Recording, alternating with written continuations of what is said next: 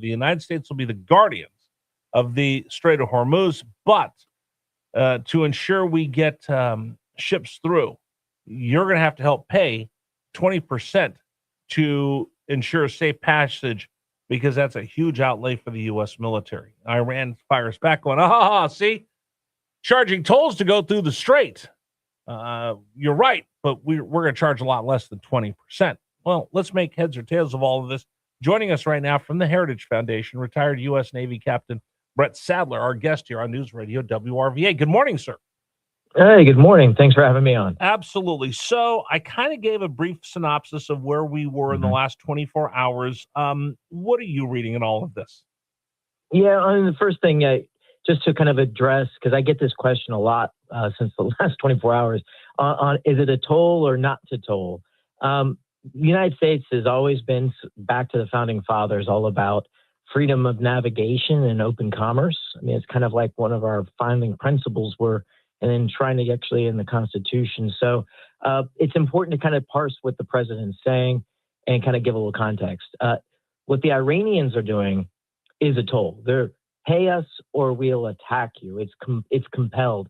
On the U.S. side, it's more like, hey, well, if you want our protection to go through there, you're going to have to help us by paying a service fee charge so that we can actually provide that service. Yeah, for the cost. Lots of ways to skin that cat. There's a lot of countries in the Gulf that are becoming very strong and very active participants in this war against Iran. Their economies are tied to that trade as well. Bahrain, Kuwait provide bases along with Saudi Arabia, so they can actually do what's called host nation support. And a lot of that cost of sustaining that naval and military presence can be actually mitigated through that. We do that all in our bases and security treaties that we have with other countries. So it's not the same thing, both in concept, principle, and even in theory. So want to make sure that your listeners hear that. That's not a fee. Okay, so my way of looking at it was that this is kind of like extortion from a local gang. Hey, pay us protection money and we won't burn down your store. And if you don't pay us, we're going to burn down your store. That's what I think Iran's doing. The United States is, hey, listen, you need protection from Iran. You're going to have to help defer the cost of that because this benefits you. We're all for freedom of navigation, and that's been one of the focal points of the U.S. Navy, but this is getting expensive. And if Europe and our NATO allies don't want to help, we need some people to help defer the cost because this is a cost benefit to you. Yeah, we did it in the 80s with Operation Praying Mantis during the tanker wars between Iraq and Iran. And so Kuwait reflagged their tankers to U.S. flag. There's a fee that's associated with that. That covers the cost. And since they were U.S. flagged, it enabled us to provide protection. So a similar type of mechanism could be at play here today. It's not something new, and it is fundamentally different than what the Iranians are doing, like you just described. All right, Captain Brent Sadler joining us right now, retired U.S. Navy, Heritage Foundation expert joining us here on News Radio WRVA. As far as we will now be the guardians of the Strait of Hormuz, there's a lot of different meanings, whether you're an American, and there's a whole completely different meaning if you're in the Middle East, in particular in Iran. Give me the differences of what those definitions and how that statement will reverberate around Tehran. Yeah, Guardians of the Gulf kind of has an interesting ring to it. It sounds a little bit a little like Hollywood a little bit. But the reality is those partners in the region really rely on, and we actually do very good as a world leader, and also American interests are served best when we are a strong leader pursuing our own interest, because a lot of other countries have the same interest that we do. So I think it actually provides a lot of clarity. Whether or not the name sticks, that's really immaterial. The results on the water and the results in the energy markets, what's matter. And I think you're going to see after this little spike that goes up, once the threat from Iran is completely obliterated, which will take a little bit more time, there's not much left to do. That confidence in the shipping will come back. These fees, these tolls, all this conversation will evaporate, and gas prices will drop pretty substantially because OPEC was holding back production. You had UAE depart on May 1st because of that, and you're going to have a lot more oil on the market. The supply is greater than the demand. I'm also looking to see what Lloyd's of London and the big insurers are going to do. Is that enough to get them to reissue certificates of insurance to get through the strait. That's my next shoe that I want to see drop. I haven't found anything on that. I think that's very interesting. But the fact that we're calling ourselves the Guardians over there, I think that is a direct shove, not a pushback, not a lean back, but a shove back at Tehran, because it seems like, and the president said this, every time we negotiate and go, okay, let me go double check with my bosses back in Tehran. Oh, I'm sorry, Brent, we can't do that. We have to start all over again. But I think the president just saying enough is enough of you playing this game with us. Yeah, no, there's two sides of this. One is it is definitely a finger in the eye of the Iranians who use similar kind of language in Farsi as well. So it's kind of a pushback on them, because clearly they can't deliver on that notion, nor enforcement of their tolls very well. But for Americans, I don't think there's much appetite for playing the guardian or the world's policeman either. So there's a caution here as well. But like the Guardians in the movie, it's actually a team. And so we have other allies who do rely on the energy there. They're nearby with military forces. So it's an open team network. So hopefully we'll see others step up as the threat starts to subside and provide some of that guardianship in the straits as well. Why can't the Iranian negotiators deliver on the agreements they make with the vice president and with Witkoff and Jared Kushner, and they think, okay, great, this MOU's going, we're moving along, and then all of a sudden they go, yeah, we can't do that? Well, I'd probably say it's just the nature of negotiating when you're dealing with a group like the Iranians in this case. That's pretty much the simplest answer. You're dealing with deceptive, duplicitous, I guess partners, not really partners, but folks on the other end of the table.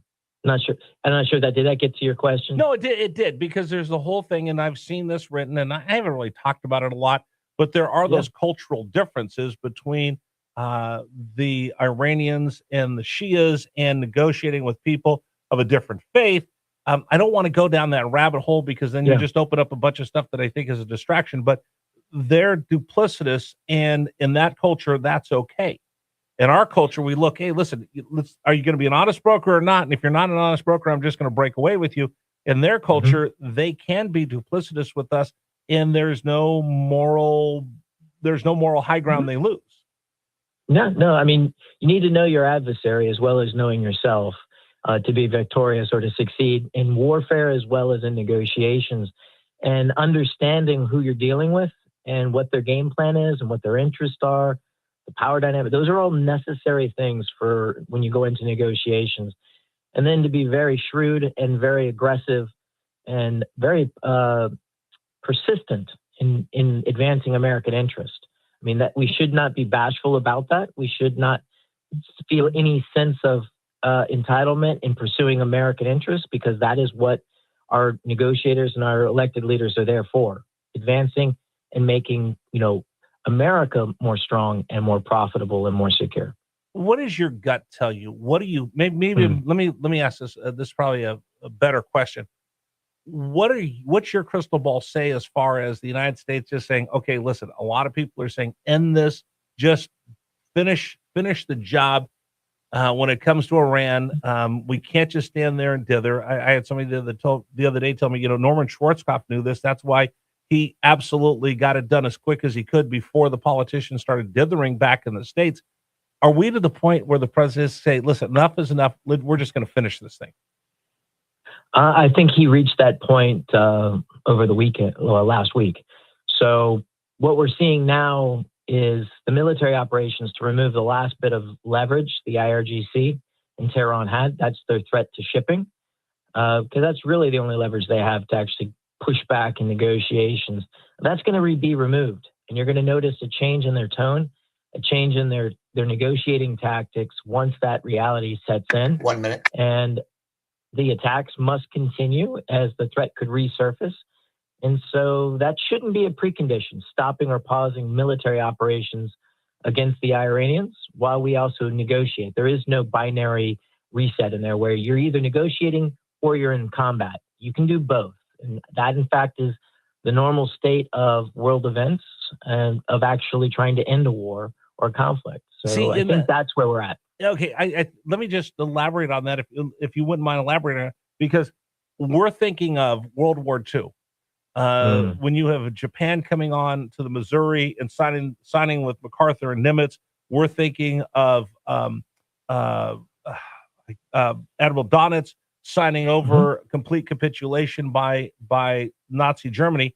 But the world's has always had these negotiations that go on during conflicts, whether it was the American Revolution, the Korean War is a perfect example. They had talks for years before we figured out what to do over there. So I think the American people are kind of thought, oh, wait a minute, we're just going to win. And then they sign the instrument of surrender. That's not how this is going to work.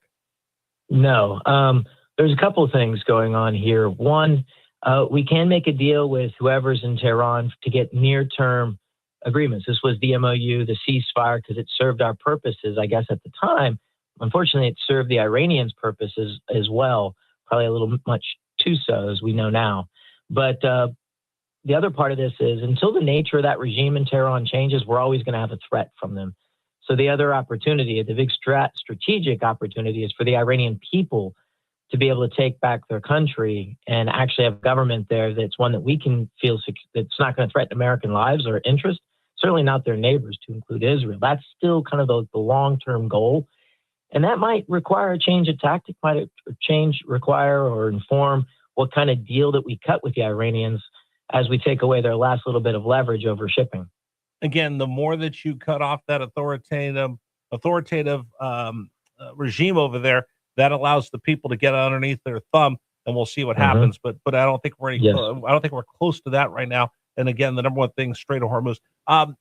Brent, thank you so much for joining us. I truly appreciate it. Again, if I see Brent Sadler on TV, then I know something's going on. So I appreciate you taking time for us this morning. No, absolutely. You guys have a great day. All right, take care. Brent Sadler joining us here.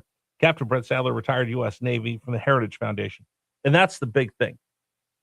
You could talk and fight at the same time, and that's pretty much been the history. I think, again, we just look at the biggest victories the United States has always had, World War II, and we expect everything to go along those lines. We look at World War I. You had the Treaty of Versailles after the fighting was over. A lot of times, these things will go on and they'll negotiate while people are still shooting at each other. And if we expect anything else, I think we just set ourselves up for failure. All right, today's program brought to you in part by our friends at Loan Pronto. So you're stuck